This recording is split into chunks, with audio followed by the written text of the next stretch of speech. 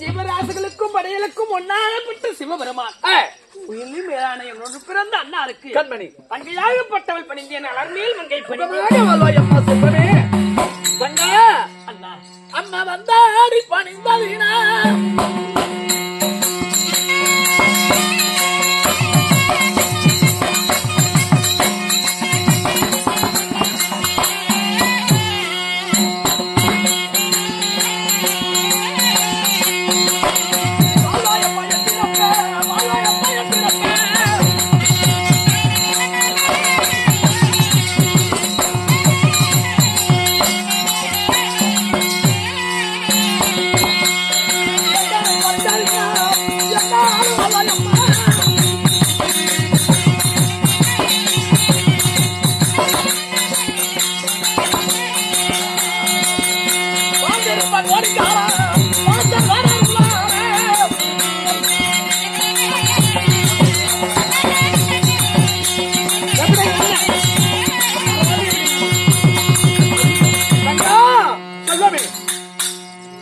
என் பாதத்தை பணிந்தபடியால் என் அருள் பெற்று உன் மனதாளனாகிய சீனிவாச பெருமாளுடைய அருள் பெற்று சுகமாக வாழ்வீர் வாழ்வீர் என்று வாழ்த்துகிறேன் செல்வமே. வாழ்வாய் வாழ்வாய் சுகமாக அண்ணாரோடு மன்னரோடு வாழ்வாய்னு சொல்றீங்களே செல்வமே. அண்ணா பொட்டிருந்து பூவி இருந்து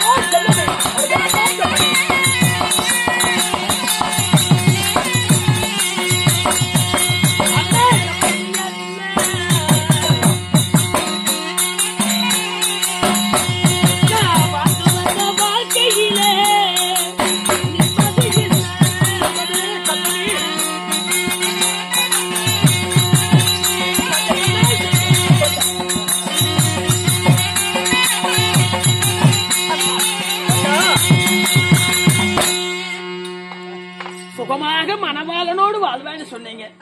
உங்களுக்கு தெரியாது ஒன்றும் கிடையாது. உண்மைதான். எனக்கு பொட்டிருந்தும் மூவிருந்தும் ஏது புன்னகை. தாலி நல்ல தரித்ததுண்டு தையலர் சுகம் கண்டதல்ல. வாழ்க்கையில வாழலான்னு மனசுல கோட்டை கட்டினேன். என் மனக்கோட்டை எல்லாம் மண்கோட்டையா நின்று உங்கள் மாளிகையிலே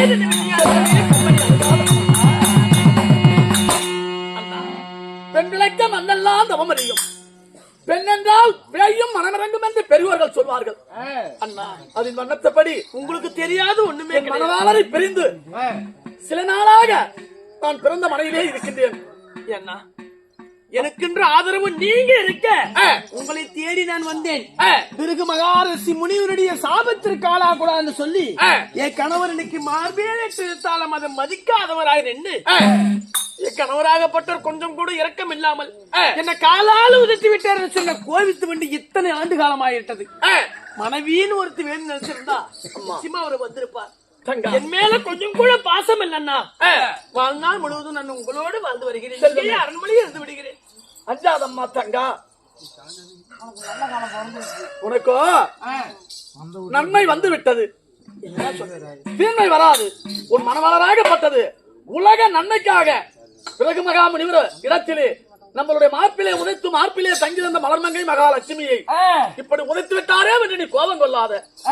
இந்த உலகத்தை வாழ வைப்பதற்காக நன்மைக்காக உதைத்ததனால என்னுடைய மார்பு வலிக்கவில்லை, உங்களுடைய உதைத்த பாதம் நோகும் என்று பிறகு முனிவருக்கு பாத பூத்த செய்தார். உன் மைத்துனராகிய சீனிவாச, என் மைத்துனராகிய சீனிவாச பெருமாள் அஞ்சாதம்மா தங்கை யாரே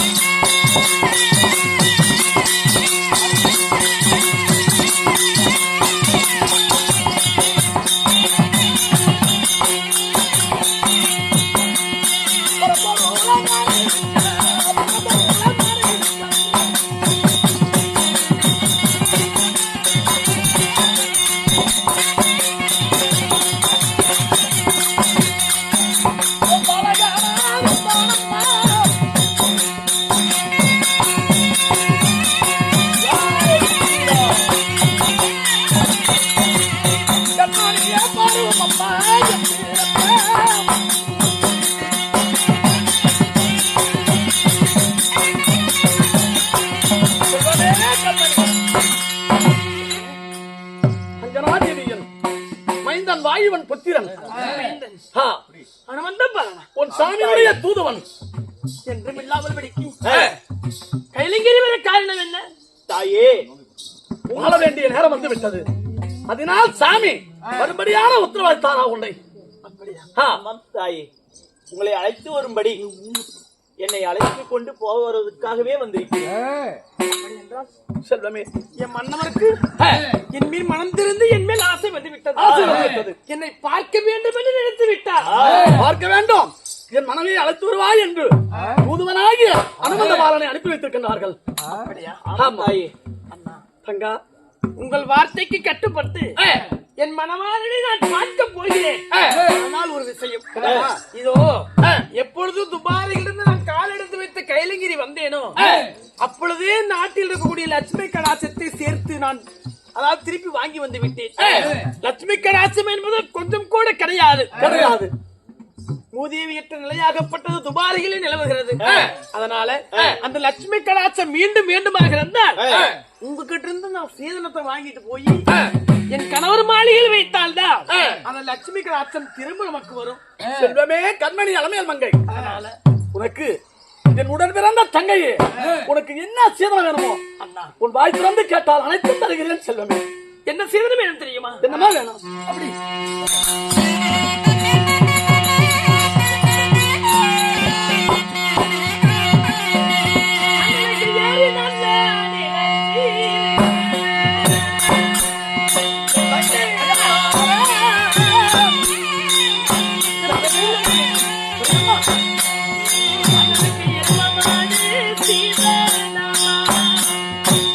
எனக்கு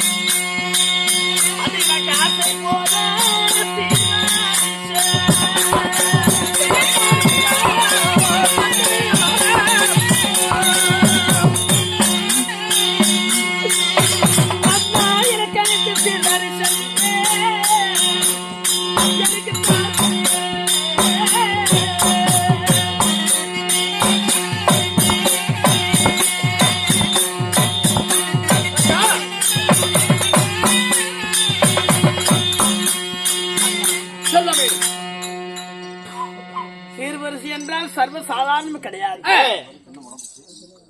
ஏறி நிறைஞ்சிருக்க எருமை மாடுகள் சீதானம், பட்டி நிறைஞ்சிருக்க பசுமாடு சீதானம், குட்டி நிறைஞ்சிருக்க குதிரையாட்டு சீதானம், ஏழு நிறைஞ்சிருக்க வெள்ளாட்டு சீதானம். அண்ணா, எனக்கு தேவையான அனைத்து பொன் பொருளும் நகைகள் ஆடைகள் ஆபரணங்கள், இடுப்பிற்கு ஒட்டியானம், கழுத்திற்கு வயிறு ஒட்டியானம், இப்படி தங்க நகைகள் ஆபரணங்கள் சொத்து சுகம் தங்க மதிப்பிலான பொன்பொருள் காசுகள் முத்துக்கள் பவனங்கள் ரத்தினங்கள் பதித்த அனைத்து நவரத்தின நகைகளும் எனக்கு ஆசையாக வேண்டுமண்ணா. ஒன்று கிடையாது, இரண்டு கிடையாது, 7 வண்டிகள் வெளிய சீதனமா எனக்கு எண்ணம் போல் குறையில்லாத சீதனத்தை கொடுத்தா அந்த சீதனத்தை எடுத்துக்கொண்டு என் மன்னவர் வீடு நான் செல்வேன். செல்வமே, இதுதான் உனக்கு ஆசையா? இன்னும் ஏதாவது வேணுமா? அண்ணா, செல்வமே, சீர்வரிசை கொடுத்தாவே நான் மனப்பூர்வமா ஏற்றுக்கொள்வேன். ஆமா, உனக்கு காடு நிறங்க இருக்க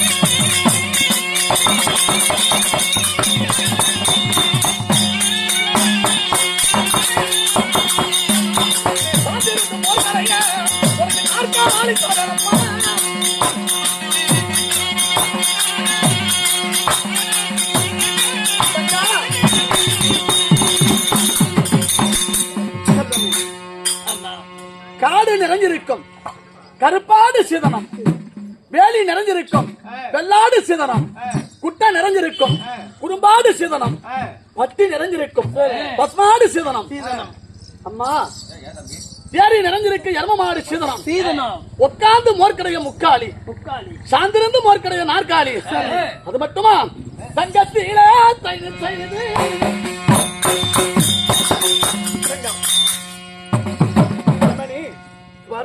தங்கத்திலே உனக்கு வளையல். அம்மா, சரப்பலி. சரி, இது மட்டும் இல்ல, நீர் நெருப்பு வரை அனைத்து 7 வண்டி சீரம் உனக்கு தருகிறேன் செல்வமே. அப்படியா? அம்மா, 7 வண்டி சீதனத்தை ஏற்றி விட்டால் அனுமந்த பலனோடு என் மன்னரோடு மலைக்கு நான் போவேன். நந்திக்காவலா நந்திக்காவலா, சீக்கிரமாக ஓடி சென்று அனைத்து பொன்பொருளையும் சேதனத்தையும் எடுத்து வாருங்கள் சீக்கிரமாக.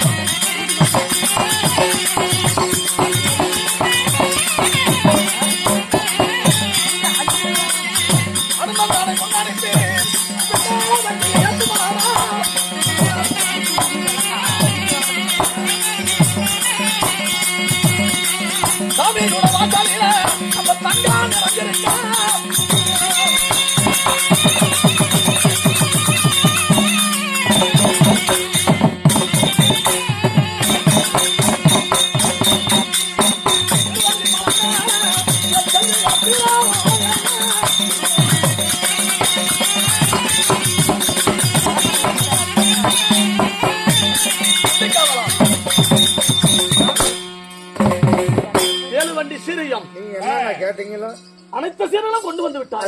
இதுல இருக்குது சாமி. வண்டியில் ஏத்தி சென்றால் பொங்கல் அல்ல. சுவாமி பார்த்தால், சீனிவாச பெருமாள் பார்த்தால், இவ்வளவு காலமா இருந்து 9 வைடூரியம் புத்தராகமோ அது மட்டும் இல்ல, வேணுமந்தது அனைத்தும் அலமேல் மங்கை திருத்திருக்கின்றார் என் மைத்துனர். அப்படி என்று பெருமைப்பட வேணும். சீராக என் தங்கை அலமேல் மங்கை வாழ வேணும். எந்த ஒரு குறைபாடு இருக்க குறைபாடும் இல்லாமல் வாழ வேண்டும். தங்கா, அண்ணா உன் அம்மா உன் ஆசை. அண்ணா தங்கா, இவ்வளவு அதாவது புட்பொருள்களை எனக்கு கொடுத்து விட்டீர்கள்.